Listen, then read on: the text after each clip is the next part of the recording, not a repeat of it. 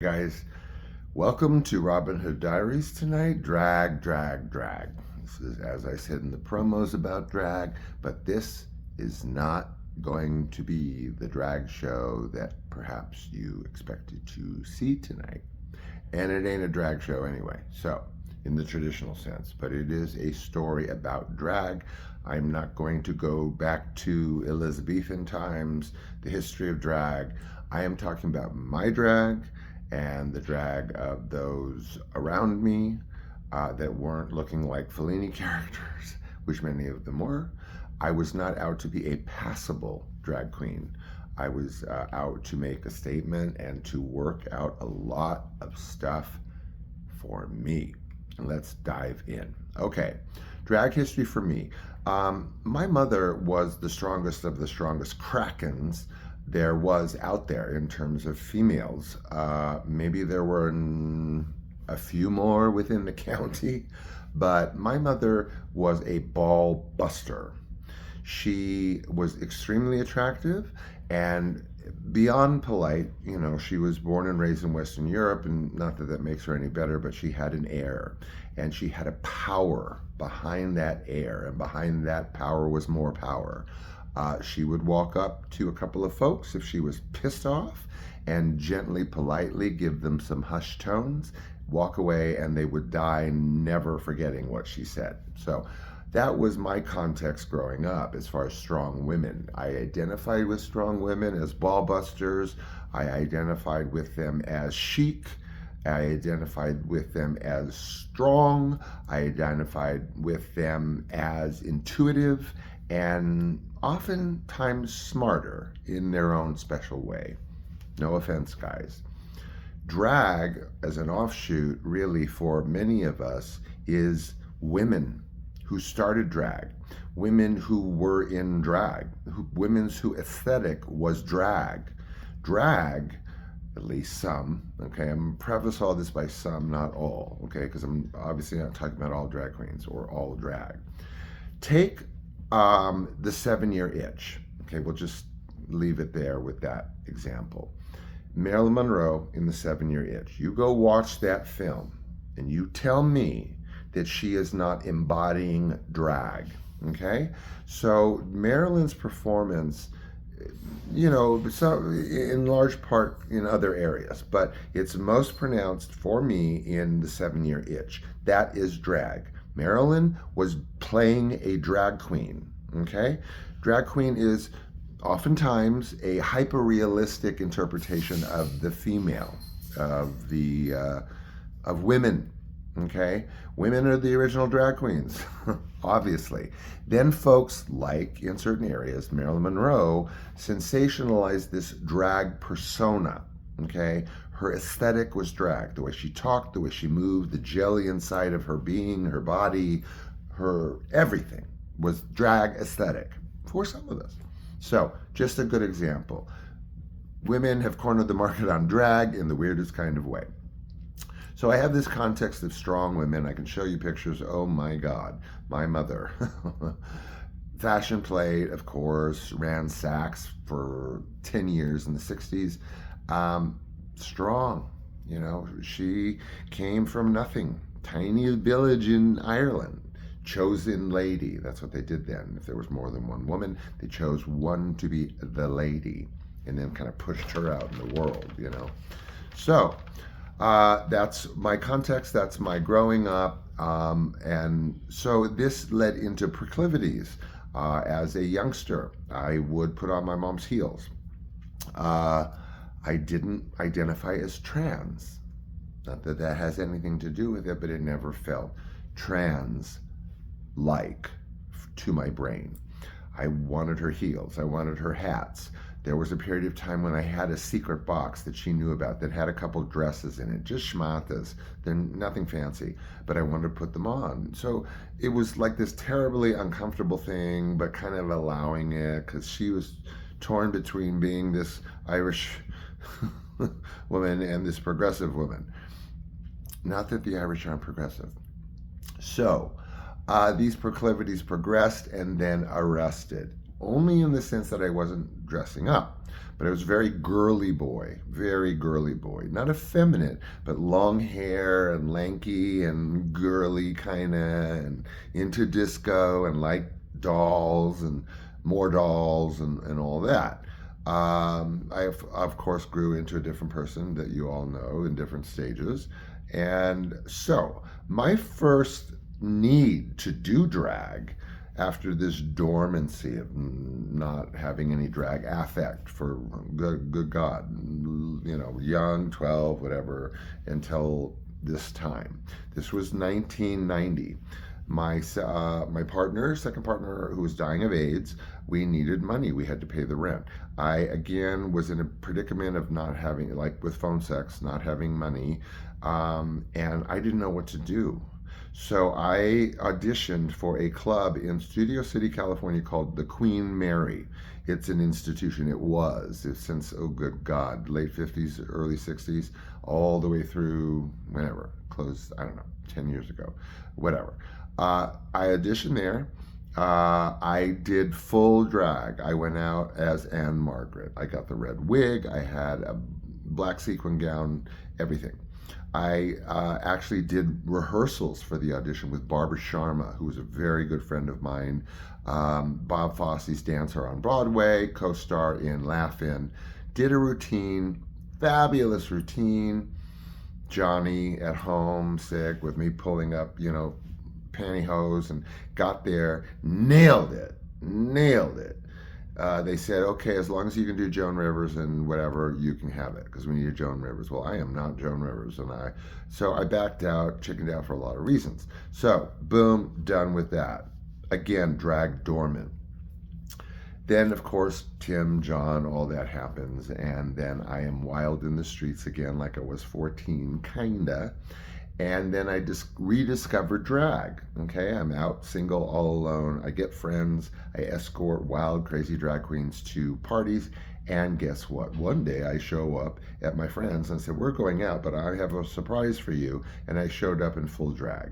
Now, I wasn't the kind of drag queen that was like boobs and pads and everything. I actually very, very rarely wore boobs. I just went for the wafy look. I just didn't have breasts. There was a weird, strange part of me that felt uncomfortable putting boobs on because I wasn't a female impersonator and I wasn't trying to be passable. So I didn't always see the need for boobs. I might put a training bra-ish thing on and maybe some tissue or just to show like a bump. But boobies, no. No, that wasn't my thing. I had a thing, but it wasn't that. Yeah, a couple times maybe, just for character. Big boobs, but whatever. Anyway, so then it starts, right? Then I'm getting into the groove. So I'm showing up in drag, I'm doing a thing. But I have an agenda. My agenda is to get into the underground because there's a lot of magazines associated with the underground. They used to call them something very offensive. There was no internet. It's the only way we found out what club was going on, what time, which way, when, who, where, and what they wanted or expected. These magazines. So the only way you got into these A-list, B-list, C-list underground shit is by being a drag queen, usually, unless you're a club promoter. So I dived into drag because I wanted to write for magazines. And I did drag, I did full tilt drag. Remember me, 14, 15, we'll imagine that as like early to mid 20s. Woo! So full tilt drag, I mean, I do, blowout drag, just everything you can imagine. I can't get into all the underground stuff.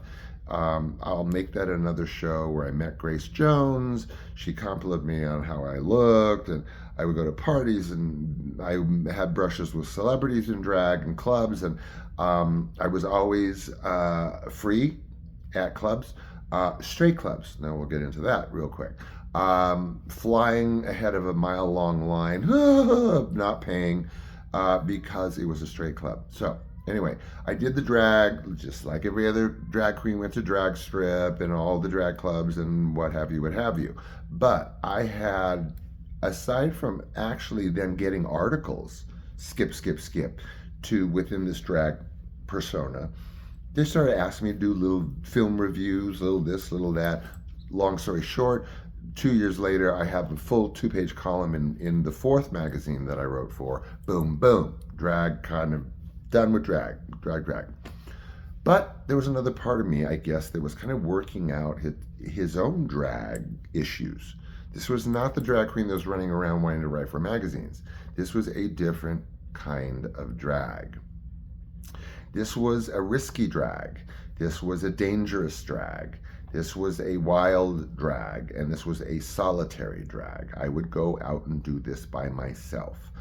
And that's why I say in the teasers that, and I will tell you this, being a woman gives you bigger balls. Okay? Remember that, ladies and gentlemen. Being a woman gives you bigger balls, especially if you're a guy and not a woman. Okay? Because remember, we established that women do drag too. Women invented drag in their own way. So without those balls, you can't do what I was doing outside of the drink and write magazines. This was my own stuff I had to work out. I still don't quite understand what it was. I would go to straight clubs. I would go to straight after hours, exclusively straight clubs, sometimes rough and tumble, sometimes after hours. People have been drinking. They're couples, they're horny straight men, but these were cis clubs, period. These were straight clubs that I would go to. Restaurants sometimes, bars, and straight bars. But anyway, I did this for the danger. I did this to watch people's reactions. I did this, that thrill of 14 and 15 came back, it came back. And in a vengeance, in a weird late stage, Half-Life kind of way. And I would blow people away. I would be this tall, like, hi kitties, tall, wild, amazing, weird drag queen in the middle of this dark, like, underground club. So I did that, and these were shady places, some of them. And I was in full drag. So it's one thing to walk into drag strip and be in full drag and out drag everyone else. It's another thing to be in full drag and then go to risky and scary places. That was my jam. I don't know, whatever. I got me a hell of a lot of interesting stories that is like 3 shows. But anyway, that's kind of where I need to sort of kind of leave it. That was, my intent to explain that.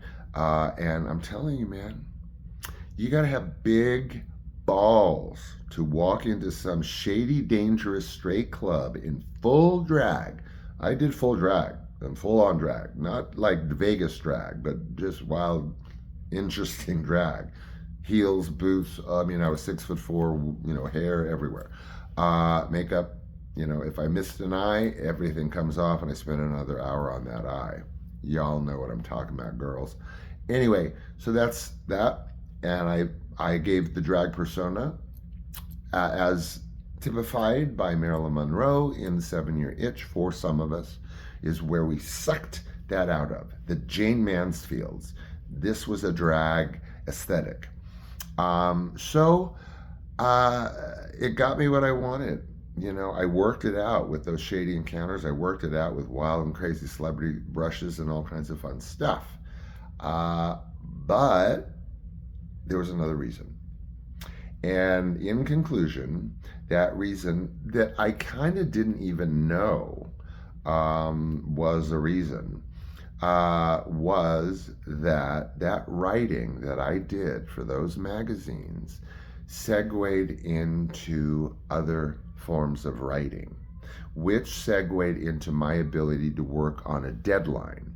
Had I not been given the opportunity at 4 different magazines, 3 or 4, in West Hollywood at that time doing drag, while I was writing, I would have known nothing about working on deadline. Working on deadline is like the thing with writing professionally. And I was a very well-known grant writer. I wrote even personal letters on behalf of Jill Barad, who was the CEO of Mattel Inc. So I was in demand, and it got me 6 figures in the long run, and I was happy with that until I had to retire, of course, and I'm unemployable for several reasons of disability. However, I got those 6 years from being a drag queen. And thanks, my sisters. Not mom, but thanks, my sisters, for giving me balls. Okay? Love y'all. We're way over. But that's what I promised, I guess. So there you go. Onward and upward to the next show. I've got all kinds of stuff lined up. It'll take forever to tell you. Basically, book through the week with this and that. And hey, guys, I know I have a jillion videos out there, like 500 or something. Binge watch. Feel free to pick it up, put it down. It's all linear. They're all sort of pieces of the same thread, and I give teasers on all of them, as you've seen. So you can pluck 45 seconds, see if you're interested in that topic for 20 minutes or not. But they're out there in perpetuity. Enjoy them, and I will see you soon enough. Okay? Bye. Love you.